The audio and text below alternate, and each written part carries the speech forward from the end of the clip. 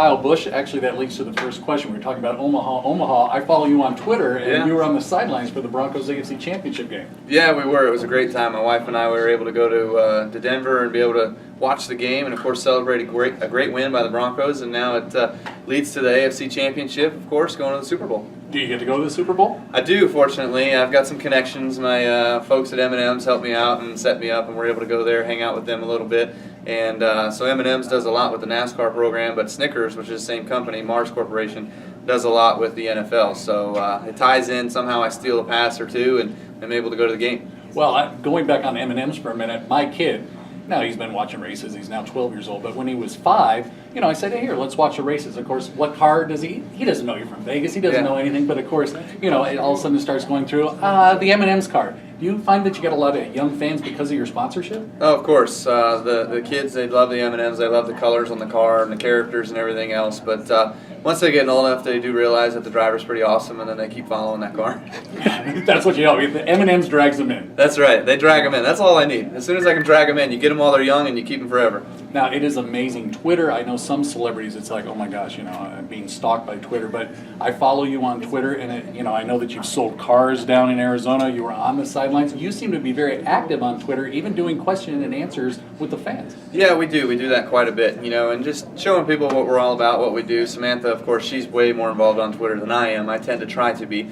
But it's fun, you get a chance to interact with your true fans. Of course, there's a lot of naysayers on there, and so I've blocked quite a few probably. And, it's fun, but, it's also to the point where, I'm more about communicating with the real base, the real fan base that is Kyle Busch, and not necessarily just, people that want to bash on you all the time and share their negative opinions. Everybody's a tough guy when they're on the keyboard. Yeah, behind a keyboard in their mama's basement. Yeah, it's real tough.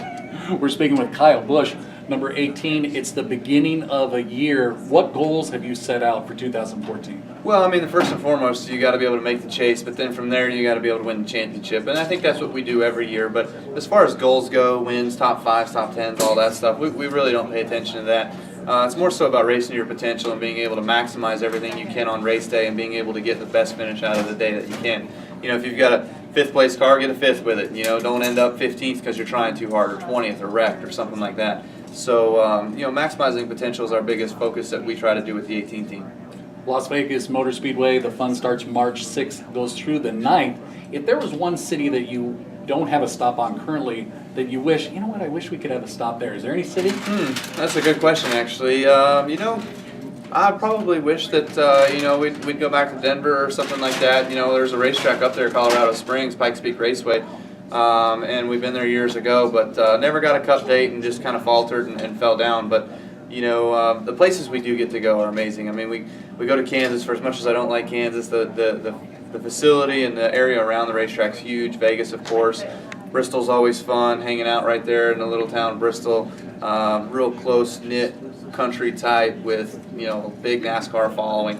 And you go to big cities like Phoenix and Texas and down to Miami. So it's pretty cool. We get to go to a lot of neat places. Superstitions, any pre-race rituals that you're like, okay, I always eat this, I always listen to this song, anything like that? No, nothing like that. You try to do something like that and make it work for you, and you try to do it again and remember exactly what it was to do over again, and you screw it up, so then you're just like, oh, well, shoot, that's, never mind, forget about it. So I threw all that stuff away years ago. Now, one of the things that I love about you is you aren't afraid to speak your mind. Just recently, maybe you didn't see it because you were at the AFC Championship game, but did you see Richard Sherman right after the game?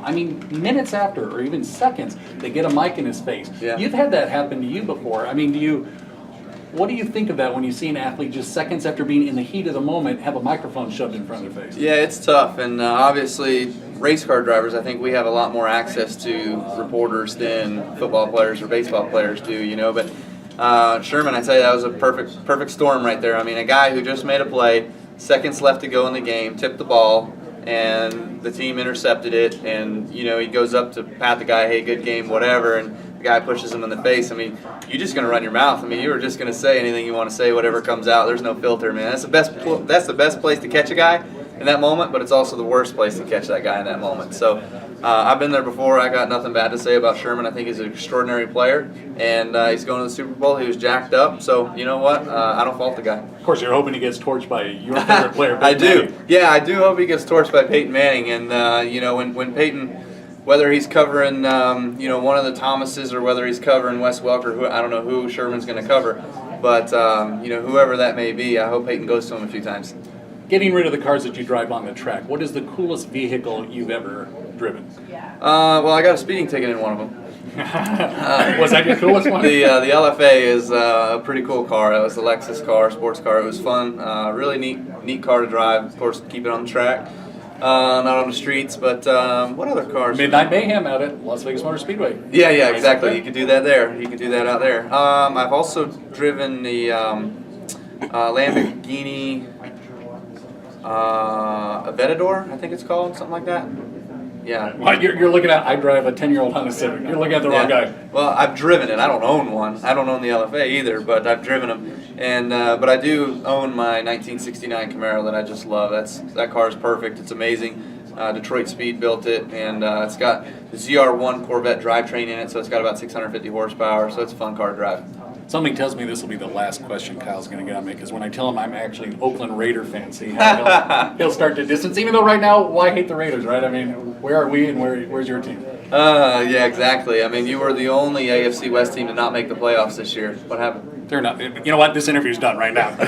Kyle, good luck out Thank there. you. And we'll see you in March. Sounds good. We'll be here.